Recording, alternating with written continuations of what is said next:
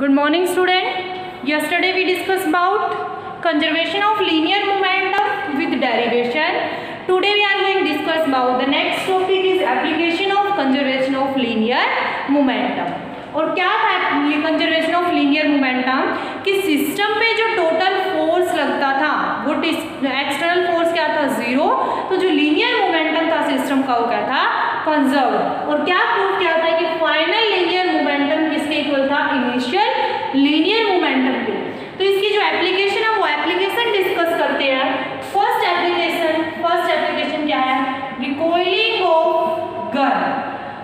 Recoiling का मतलब क्या है, देखो इसकी फर्स्ट एप्लीकेशन क्या है, रिकॉइलिंग ऑफ गन।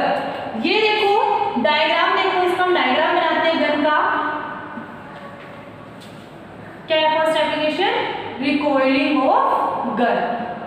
तो रिकॉइलिंग ऑफ गन क्या है, ये मैंने गन ली, ठीक है, ये गन ले लेते हैं। ये जो मास है ये है गन का मास और ये है बुलेट का मास, ठीक है। कब की बात है ये, बिफोर कोलिजन। कब की बात है, कोलिजन से पहले की बात है जब फायरिंग नहीं हुई। फिर मैंने क्या करवा दिया इसको, कोलिजन फायरिंग हुई, तो ये जो गन है ये बहुत तेज स्पीड से आगे जा रही है। गन की वेलोसिटी, बुलेट है जो बुलेट आगे जा रही है बहुत स्पीड से, तो बुलेट की वेलोसिटी क्या है v। अब देखो मान लो ये गन है ये बुलेट है, अब गन ने बुलेट पे फोर्स लगाया तो वो बुलेट कहाँ जा रही है, आगे की तरफ जा रही है, और कुछ फोर्स से गन भी क्या हो रही है, पीछे की तरफ आ रही है, तो वो भी उसकी क्या है वेलोसिटी। समझ आया, बोर्ड उस पे भी क्या लग रहा है, पीछे की तरफ फोर्स लग रहा है गन पे। तो ये क्या है गन, ठीक है। मास बाई mg, इसकी इनिशियल वेलोसिटी क्या है v, और इसकी फाइनल वेलोसिटी, इसकी इनिशियल वेलोसिटी क्या है u। जब ये स्टार्टिंग में है फायरिंग नहीं हो रही तो मतलब रेस्ट पे है, इनिशियल वेलोसिटी गन की भी जीरो और बुलेट की भी, दोनों की जीरो। गन की भी इनिशियल वेलोसिटी जीरो और बुलेट की भी इनिशियल वेलोसिटी जीरो।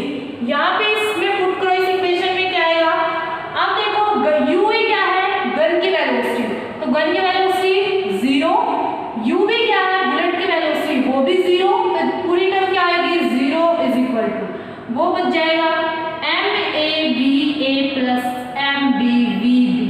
ये कब की बात है, ये रिकॉइलिंग ऑफ वेलोसिटी। और जब ये बुलेट जिस वेलोसिटी के साथ पीछे आ रही है, अब हमने गन ने बुलेट पे फोर्स लगाया, बुलेट आगे की तरफ चली गई, उसकी वेलोसिटी, इस वेलोसिटी को जो बुलेट आगे की तरफ जा रही है उस वेलोसिटी को बोलते हैं मर्ज वेलोसिटी। कौन सी वेलोसिटी, मर्ज वेलोसिटी। और जब ये गन पीछे की तरफ आ रही है, जिस वेलोसिटी से पीछे की तरफ आते हैं उस वेलोसिटी को बोलते हैं रिकॉइलिंग ऑफ वेलोसिटी। समझ आया, जब गन आ रही है पीछे की तरफ फायरिंग करने के बाद तो वो वेलोसिटी कौन सी है, रिकॉइलिंग ऑफ वेलोसिटी। समझ आया, फर्स्ट एप्लीकेशन क्या है, रिकॉइलिंग ऑफ वेलोसिटी। जो नेक्स्ट एप्लीकेशन है सेकंड एप्लीकेशन है रॉकेट टू प्रोपोर्शनल। सेकंड क्या है, रॉकेट प्रोपुलेशन। तो रॉकेट प्रोपुलेशन क्या है, देखो जो रॉकेट है वो ऊपर की तरफ उड़ते हैं, वो क्यों जाते हैं ऊपर की तरफ। सेकंड एप्लीकेशन क्या है, रॉकेट प्रोपुलेशन। रॉकेट ऊपर की तरफ क्यों जा रहे हैं, मान लो मैंने कोई रॉकेट लिया, ये ऊपर की तरफ उड़ते हैं। तुम्हें देखा होगा जब भी तुम ऊपर की तरफ क्यों उड़ते हो, जैसे ही तुम इसको बर्न करते हैं, जैसे ही वो फ्यूल जो बाहर, जब बर्न क्या वो फ्यूल जब बाहर की तरफ आती है तो उस फ्यूल पे क्या लगता है, फोर्स लगाती है। वो फ्यूल क्या लगाती है, फोर्स लगाती है। और वो फ्यूल किस पे फोर्स लगा रही है, एयर के मॉलिक्यूल पे। किस पे फोर्स लगाती है, फ्यूल ने फोर्स लगाया किसके ऊपर, एयर के मॉलिक्यूल के ऊपर, एयर के ऊपर। फिर क्या करती है, जितना फोर्स इसने एयर पे लगाया उतना ही एयर इस पे लगा देती है, फ्यूल पे उतना ही फोर्स लगा जाती है, जिसकी वजह से वो फ्यूल ऊपर की तरफ उड़ जाती है, जिसकी तरफ वजह से वो रॉकेट ऊपर की तरफ उड़ जाता है। समझ आया क्यों उड़ता है, रॉकेट का जो फ्यूल है वो जैसे वो नीचे की तरफ बाहर निकलता है तो उस पर क्या लगता है, फोर्स लगाता है। वो फोर्स किसके ऊपर लगा रहा है, एयर के ऊपर फोर्स लगाता है, और एयर के मॉलिक्यूल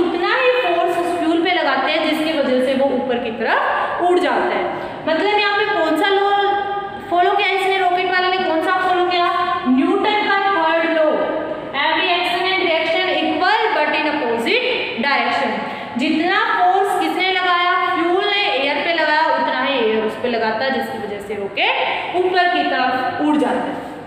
ठीक है, एक और एग्जांपल लेते हो, क्रिकेट खेलते हो, क्रिकेट तो खेलते हो ना, तो क्रिकेट का एग्जांपल लेते हैं। देखो तुम क्या करते हो, बॉल आ रही, ठीक है, ये कोई पर्सन खड़ा है, ये बॉल को सीधे क्या करता है, पकड़ता है। अब बॉल आ रही है, बॉल को तुम सीधे पकड़ रहे हो, सीधे पकड़ोगे तो तुम्हें चोट लगने की जो पॉसिबिलिटी होती है वो क्या होती है, ज्यादा रहती है। सीधे पकड़ रहे हो तो तुम्हें चोट ज्यादा लगेगी। अगर तुम उसी बॉल को थोड़ा ऐसे टेढ़ा होके पकड़ते हो, थोड़ा पीछे बैक होके पकड़ते हो, तो क्या होता है, तुम्हें टाइम तो ज्यादा लगता है उस बॉल को तुम्हारे पास आने में, बट वहां पे तुम्हें चोट नहीं लगेगी। चोट लगने के जो चांसेस होते हैं वो वहां पे क्या होते हैं, कम होते हैं।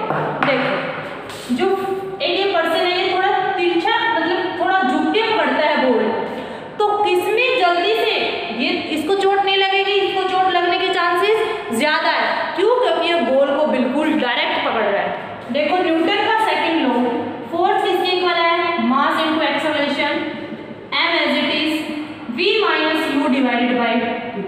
अगर ये सारी चीज कांस्टेंट होगी तो फोर्स डायरेक्टली प्रोपोर्शनल होगा टाइम के। इस चीज का मतलब क्या है, अगर यहाँ पे टाइम क्या लग रहा है, कम लग रहा है, टाइम क्या लग रहा है, कम लग रहा है, फोर्स क्या है, ज्यादा। यानी बॉल तुम ऐसे खड़े हो, ऐसे खड़े हो तो बॉल तुम्हारे पास तो बिल्कुल सीधे आएगी कम टाइम में, और फोर्स क्या लगेगा, ज्यादा। मतलब उस बॉल की जो चोट है वो तुम्हें क्या लगेगी, ज्यादा लगेगी, अगर तुम बॉल को सीधा डायरेक्ट पकड़ते हो। ठीक है, फिर अगर ये पर्सन यहाँ पे टाइम क्या लग रहा है, ज्यादा लग रहा है, अब उस बॉल को तुम ऐसा झुकते हो, थोड़ा झुकते हो, तो झुकने की वजह से वो बॉल तुम्हारे पास जब आती है तो उसमें टाइम थोड़ा क्या लग रहा है, ज्यादा लगता है। टाइम ज्यादा लग रहा है तो यहाँ पे फोर्स क्या लगेगा, कम लगेगा।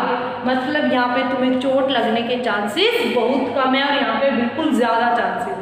ठीक है, तो ये क्या थी, एप्लीकेशन थी किसकी, कंजर्वेशन ऑफ लीनियर मोमेंटम की। क्या क्या एप्लीकेशन है, recoiling of gun, and the second क्या है, rocket population, and the third ये क्रिकेट वाली। ये तीनों एप्लीकेशन तुम्हें अच्छे से करनी है। इसी के साथ अपना ये चैप्टर कंप्लीट हो जाता है। सिर्फ इस टॉपिक के न्यूमेरिकल बचते हैं, वो न्यूमेरिकल हम कल सोल्व करेंगे। ठीक है, ओके।